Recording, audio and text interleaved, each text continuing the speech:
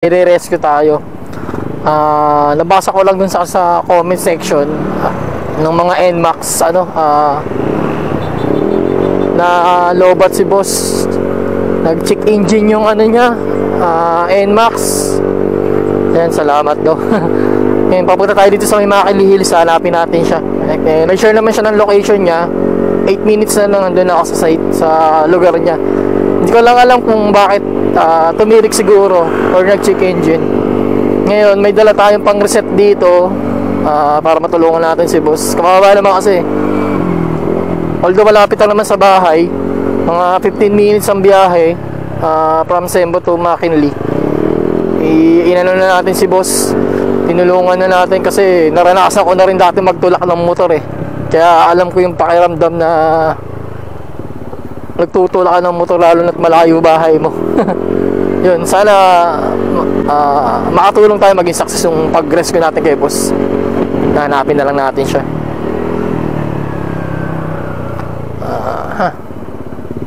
May mga tools naman din akong dala. At saka meron din naman akong dalang lubid. Kung sakaling hindi namin magawa, dadali na lang siguro namin sa may mga shop talaga na mas mawawala yung pinaka cost ng check engine niya. Pero try ko muna yung best ko syempre. Hindi tayo susuko pag sa mga ganyan eh.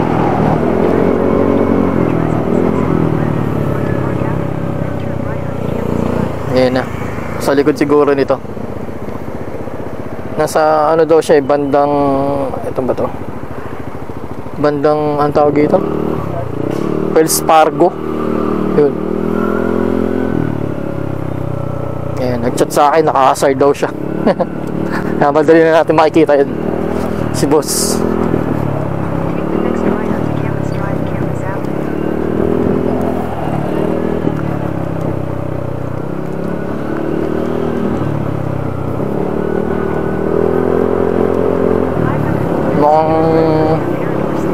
Wala pa yata ang nag-rescue sa kanya eh.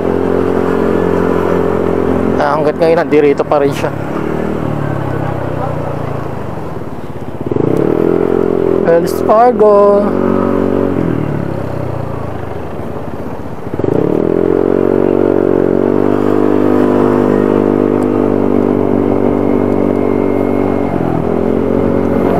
Nasa kabilang side siya.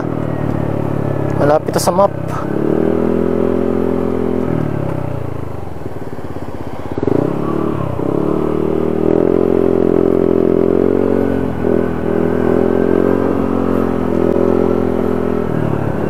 Nandito siya. Ayun, naka-hazard. Ayun, may kasama si boss. Mukhang asawa niya yata.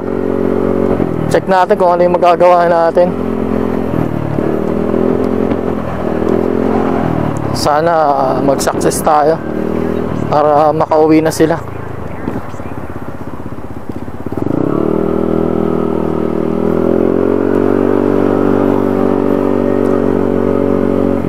Saan ba yun?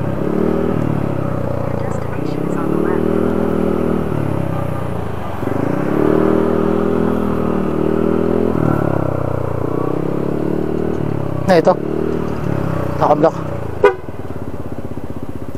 Boss.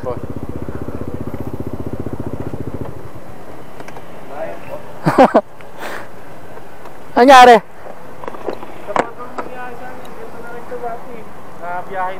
Ginawa niya ng parang kasi hindi naman totally sunog pa yung ano.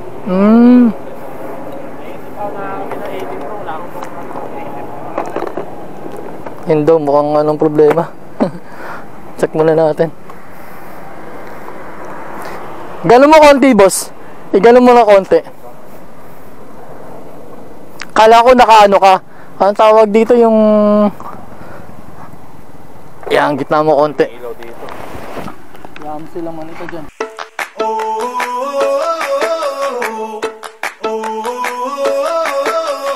Tell me what it takes to get you feeling alive. Tell me how to show you it's a beautiful life. I'll do anything to pull you into the light, 'cause everything will change when you open your eyes. Yeah.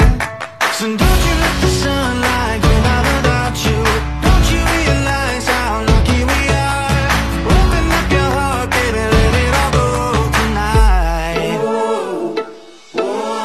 Live your life like you was running out. We're alive, we gotta scream it out.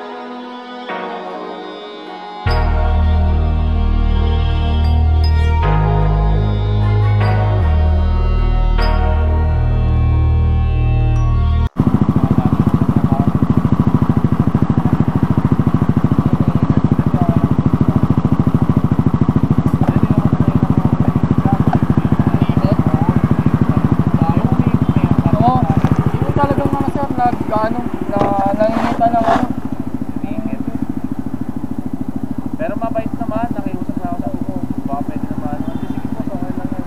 Sabi niya sa akin.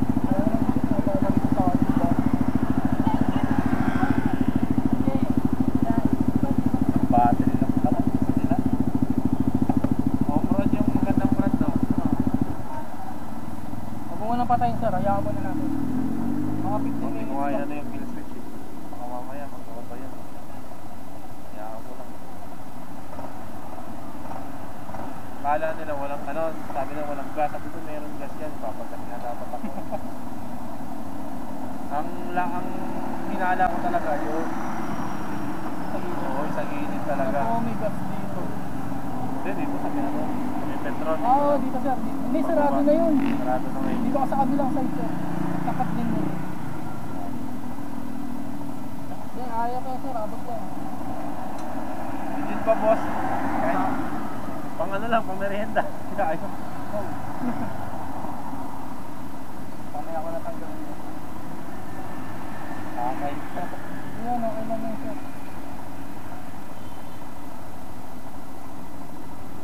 Ang mamatay. Ay, may ano na siya Oo, 7.3. Medyo okay na siya. Pakargayin na lang natin.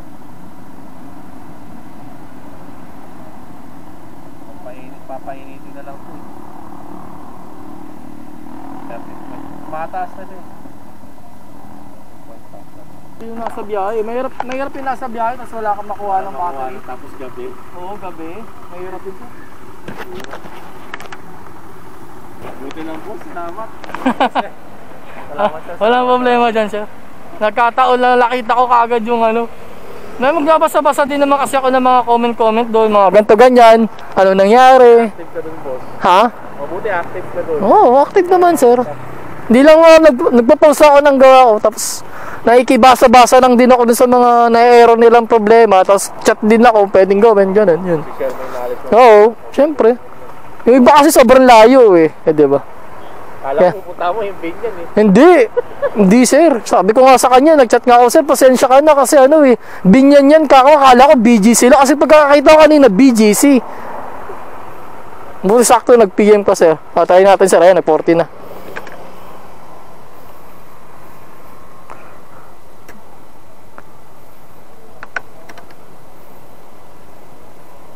Ayan o. Yan. Okay na sir. Thank you. Ha?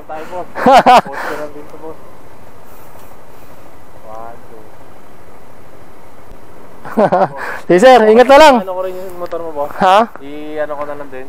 Wag na, okay na yan. Sige sir, thank you. Ingat po, madam, ingat po. Pagka gano'n sir, wag mo na lang ulitin yan para hindi ka malobat ha. O yan, sige sir, thank you. Oo, okay lang yan. boss.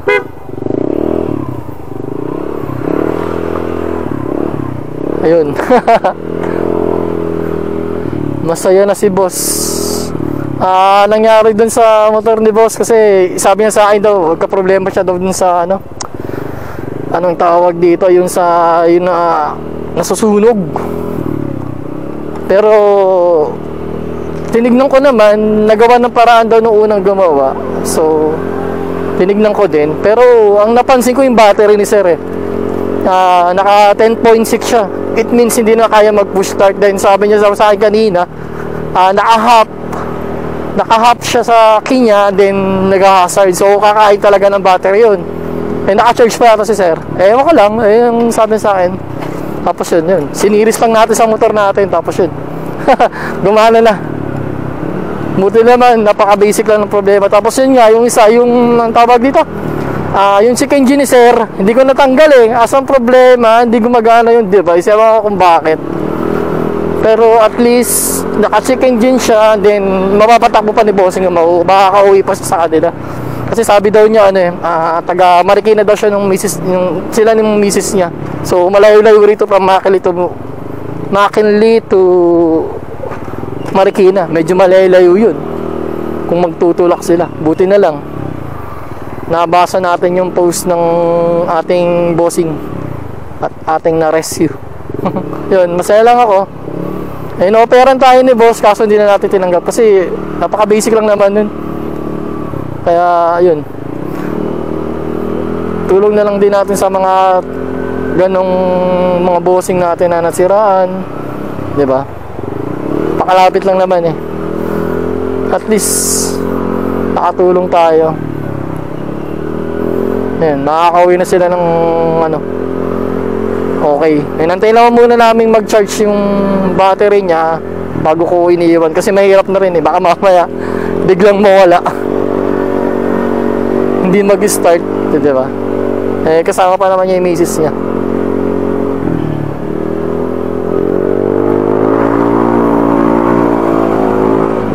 Ayun, uwi na tayo. Going home na.